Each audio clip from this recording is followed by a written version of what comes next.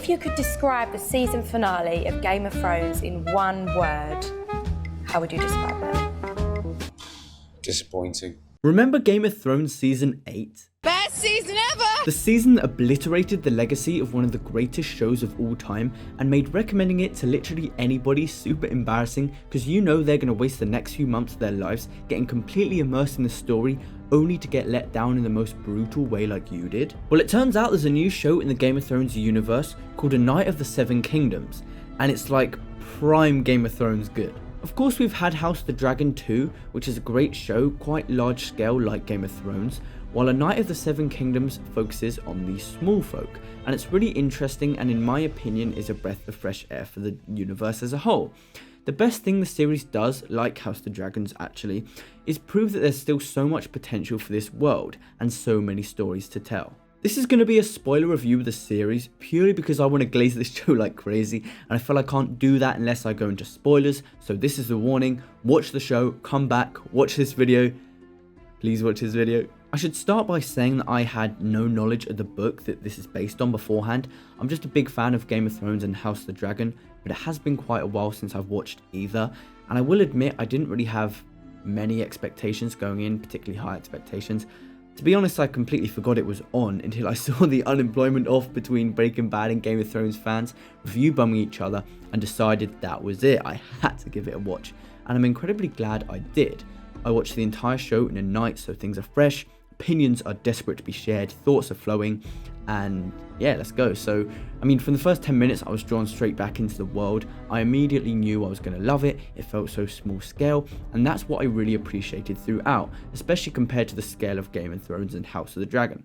So the first two episodes are build-up episodes. Things move relatively slowly as the characters are, of course, built up. And this pays off very well later as we feel really connected to the characters, especially Duncan and Egg, who are probably the best two characters, and they have great chemistry throughout, of course. There is minimal action, but what we see is done very well. Side characters are also built up, the personalities of all are explored really well, which I liked a lot, and we realise very quickly that Dunk is incredibly honourable. That's like his main character trait. Always willing to do the right thing despite minimal experience and also minimal status. And that felt so fresh and relatable for a Game of Thrones story. Of course, a story set in the Game of Thrones universe. The setup is done really well here, and the second episode maintains the momentum and ends with a great speech. And again, we are shown Dunk's honour, but also very interestingly, and a big reason this show is so great, is we see how the world works in this universe from the perspective of the little guy, which we haven't really seen to this extent before. The disrespect, the corruption, the dirtiness, it all comes together in these first two episodes, and they excellently set up the rest. And while they aren't 10 out of 10 episodes of TV by any means, they are very necessary to ensure the rest of the show really delivers. Episode 3 is where the show really starts to elevate. Everything is really coming together now and the action is getting more frequent and more engaging. The politics of this era are being explored in more detail and exposed in more detail. We get a greater insight into the Targaryens, the biggest ops on Earth, and of course the crazy reveal that Egg is actually a prince. I was blown away, genuinely loving life while watching. My Game of Thrones knowledge is pretty crusty, I'll be honest, but regardless, it was a great way to end, and of course the reveal is in response to Dunk protecting the innocent, showcasing again the beliefs instilled in him by Sir Arlan of Pennytree, acting as a true knight should, regardless of the class of those committing the wrongdoings. The abuse of power is prevalent in the show, just like House of Dragon and Game of Thrones, and it's explored incredibly well and shows exactly how dangerous unchecked power can be here. But it also shows the cowardice of those benefiting from the system as a whole, which I really liked. Targaryens are being supported by all the lords and individuals who benefit from their greed. There's no incentive to back the little guy. The writing is just so good, man. I generally can't articulate it as well as I want to, but the writing is phenomenal, especially in this episode. The final 3 episodes maintain the momentum and solidify this series as one of the best on television of all time. Episode 4 ups the stakes in a great way, introducing the big conflict of the series, that of course being the Trial of Seven, giving Aeron Targaryen is the biggest pussy on planet flippin' Earth, but it does make for some great television.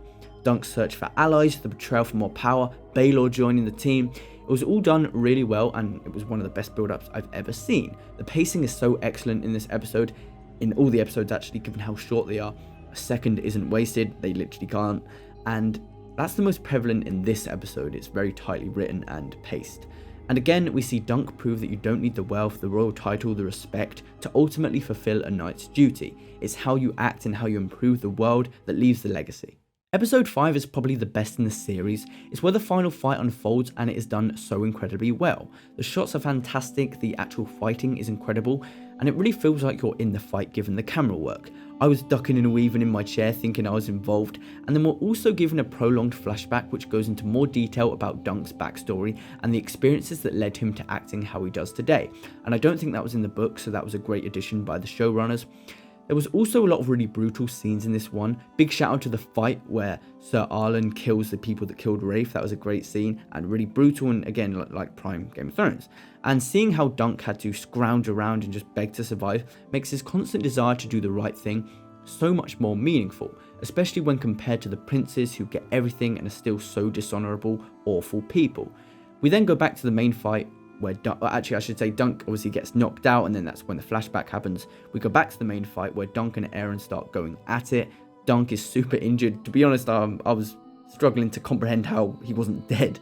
But he hears Egg and Arlen telling him to get up, like flashbacks, and Egg's actually there, Arlen's a flashback, telling him to get up, which he then does, and then he batters Aaron with pure strength. It's a pretty brutal fight. Unlike the typical well choreographed proper fights that we see, it was brutal in the mud, it was dirty, it was great to watch. And Aaron yields, and the commoners start cheering for Dunk. He's a hero of the people. But the episode ends in tragedy, with Baela's death, and that really got me. I didn't see it coming, and again just highlights the show's ability to surprise and constantly subvert expectations. The final episode is a very strong ending to the short series, wrapping everything up nicely and leaving me wanting much more in the future. The carnage that follows the death of Baelor is done very well.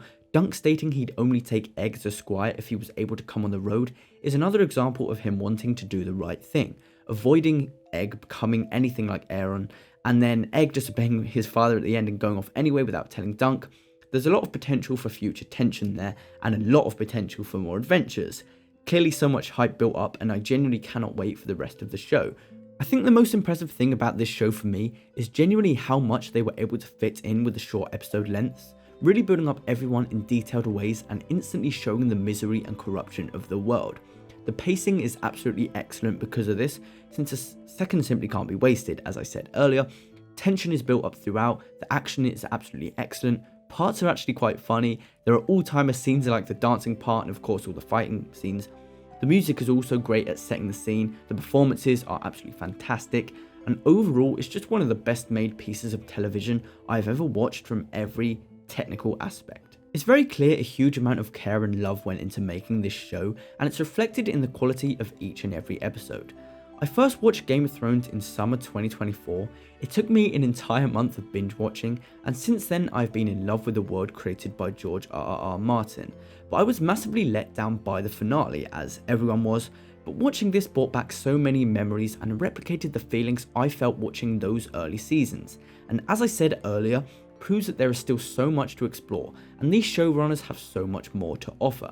This of course will not be the last we see of Dunk and Egg, with the show returning in 2027 thankfully, and beyond that we also have House of the Dragon Season 3 in just a few months time, so there's so much to look forward to, and I think it's clear that we have finally moved past the disappointment of the ending of Game of Thrones. We will always remember it, we will always sigh when we think about it, but I am incredibly excited for the future of these.